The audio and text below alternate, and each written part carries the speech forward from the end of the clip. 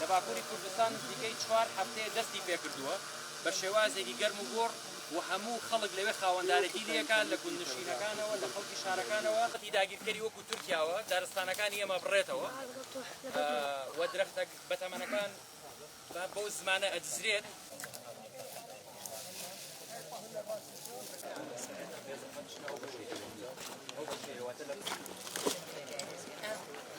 زاگرۆسانە هزری سەوزکردنەوە و پەیمانی پاراستنی سروشتی کوردستان.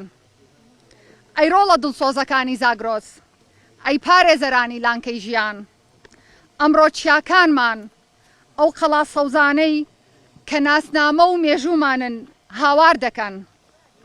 دارستانەکانی زاگرۆس کەوتونەتە بەر شاڵاوی ئاگر، بڕینەوە و دەستی ڕەشی دزینی درەختەکان. ئەمەژە ناوچوونی ژیان، کلتور و فەرهەنگی زاگرۆسیانەی ئێمەیە.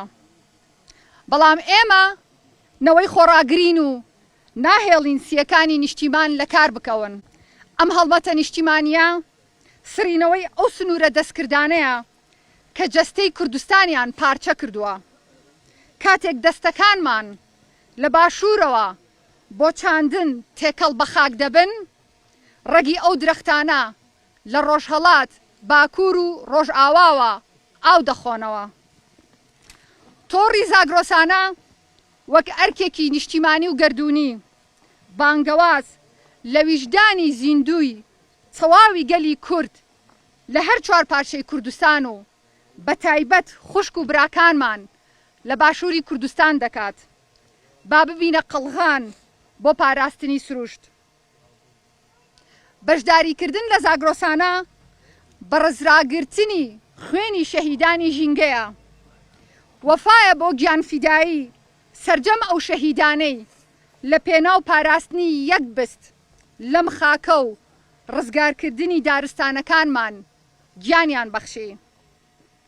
با هەموومان پیر و گەنج، ژنان و منداڵان بە ڕۆحێکی هەرەوەزیەوە ڕوو لە چیاکان بکەین.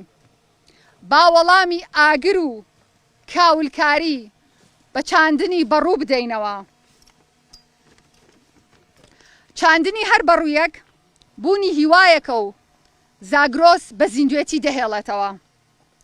وەرن با پێکەوە ژیان بدەینەوە بە خاک و نیشانی گەلانی بدەین کە کلتوری ئێمەی کورد کلتوری ژیانەوەی زەوی و پێکەوە ژیانە.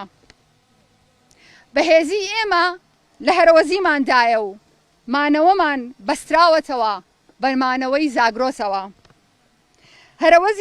هەرەوەزی چاندنی زاگرۆسانە ژیانەوەی سروشتی نیشتیمانمانە. تۆڕی زاگرۆسانە 5/12/2025.